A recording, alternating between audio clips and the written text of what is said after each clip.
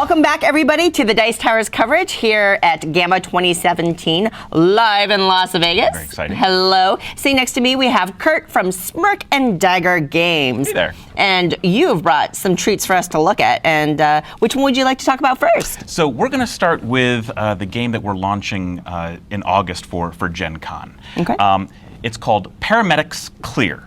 And this is an absolute pulse-pounding, high-tension game of trying to save as many lives as you can in a very short amount of time, okay. and you likely can't save them all. Ooh. Yeah. So in the game, you are playing a paramedic, and everyone takes their turn in order, and those turns are timed. So there is a companion app that is a digital timer with 60, 45, and 30-second turns. So as the game progresses, you have less and less time, and it gets even more gut-wrenching. Yeah. What you're trying to do is you're trying to save patients. Okay. So you flip over patients on your gurney, and you start assessing what they need. Now, they have medical needs that you need to treat them with. So by paying the formula for that type of thing to Blue, I can now give him something. And as long as I give him one thing, he's sustained and safe for the turn. Okay. I can now pay another one, drop this guy, he's safe. And you start managing your hand and the resources to keep people alive. Now, if you fill them all up, they go off to the hospital where they are worth points. So 3 points for this guy if you save him. But if you lose him, it's 2, because patients do die because you just can't do everything in enough time, and then hit clear and just, so and then the next person's turn starts immediately right after that. Okay. So it's just nonstop tension, and as you're waiting for someone else's turn to go, you're trying to look at your cards, have a plan, and get ready to go because, especially late in the game, 30 seconds is all you have to do everything. Now you can upgrade your rig, add extra cabinets, larger hand size, pay for a medevac, so in case you get really caught up, you can just say, all right, medevac, if it's ready, you fly them out and they're saved. But anytime you empty the main gurney, you end up having to triage 2 new patients, choose one, and give someone else a patient for their backup gurney. Oh, wow. Now, you can potentially control, do you think they're going to be able to handle that particular patient? And so there's a little bit of conniving in there. But the biggest problem is not all patients can be treated over time. If it's a critical patient, you have to treat them completely and get them to the hospital in that turn, even if you just flipped it over and you've got 10 seconds left. So this is where you start to lose people. People are just going crazy, racing around. Maybe they don't have the right resources they need, and maybe they called for backup. I need backup on yellow, and someone's like, no, I don't have that for you. So there's like a little negotiation trading element? There's a little bit, yeah.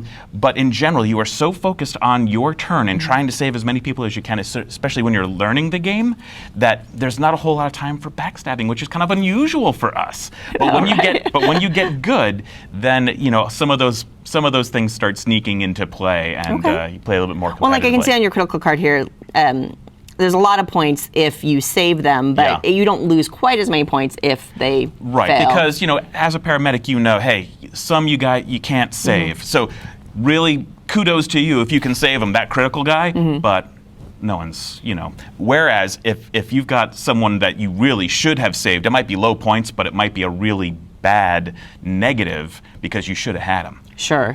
Come on, rookie. So we've got some resource and hand management, timed turns. Yes. All right, that's cool. And very thematic. Yes, and the best thing about the game is the emotion that you have playing it. It is tense, you're constantly on, and when people are done playing, it's like, whew, okay, wow, good game. Yeah. So, yeah. That's awesome. And so you were saying August? August, yep. So we'll have this for Gen Con. And it plays 1 to 4? 1 to 4, yeah. You can play it solo, but I think it really comes to life with 3 and 4 players. Sure, of course, as you kind of have that thing. You're putting other people in other people's gurneys and things like that.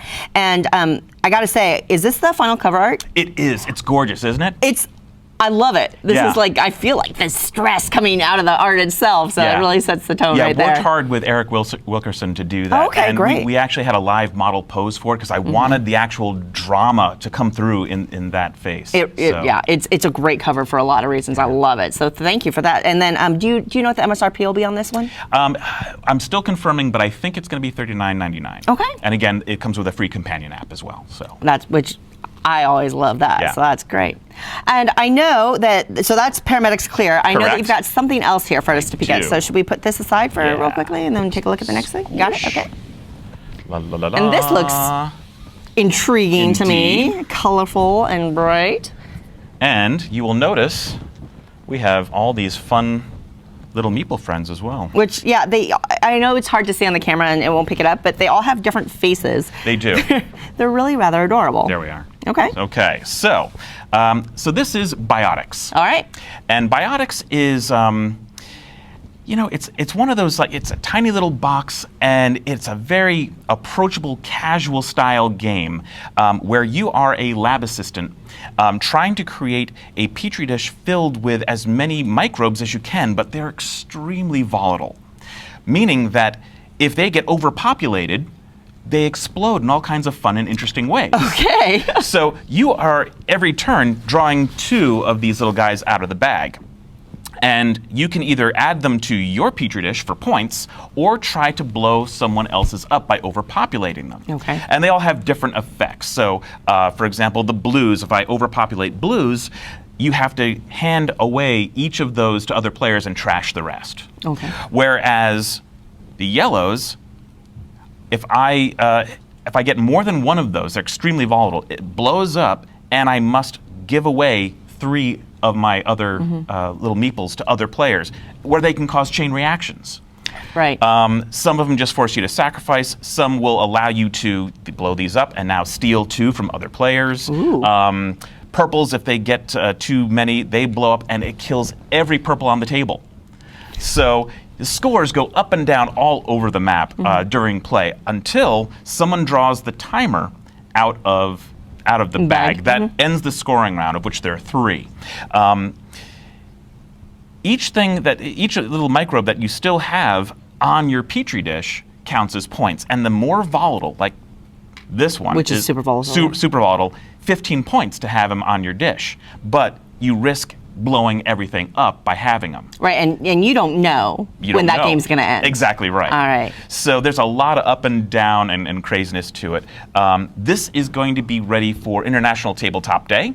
We're one of 6 games that are kind of getting a little featured billing on that. And we'll have, as well as the base game itself launching, there is a small mini expansion with specialty meeples, a couple extra rules, and a little deck of cards as well. Which kind of help in the end game, in case you happen to be way, way behind, and it could happen in this wildly scoring game. Let's say you're 20 points behind, you qualify for the Eureka principle, where you get to choose one of the Biotix and a number and secret that underneath your dish. Now, if you end up with that exact amount of that type, you get a 20-point bonus, which puts you neck and neck for the lead, but you still have to score well that round. So, but now that's part of the Tabletop Day expansion. well, normally in the game you just write it down. Oh, So okay. this is just a nice little, Great. you know. So the extra rules Uber. apply no matter what. The Yes, that's Tabletop true. Day thing is just a special little way That's of tracking right. it. Yes. Gotcha. Okay. Well, and it looks like, so it sounds like even if you have a wildly swingy game, that the game's designed to play pretty quickly, so it's not a big deal. It's kind of a filler weight.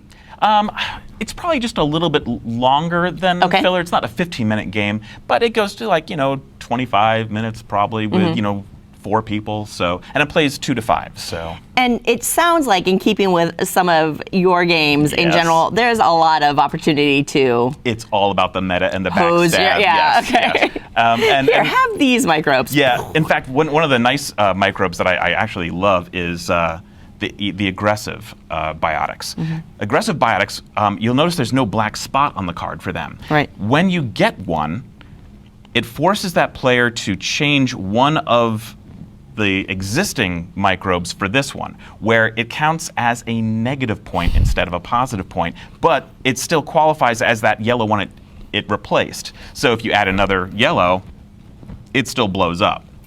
But now you're trying to, like, manage, negative points are now filtering in. But of course there's a shoot the moon, so if you've got nothing but black, now they're all worth 5 points. So there's all kinds of fun twists and turns in the game. And the components are great, and it's going to be really tactile and fun. Yeah. And they're so cute, these little They're guys. adorable. Yeah, and you had me custom meeples, so.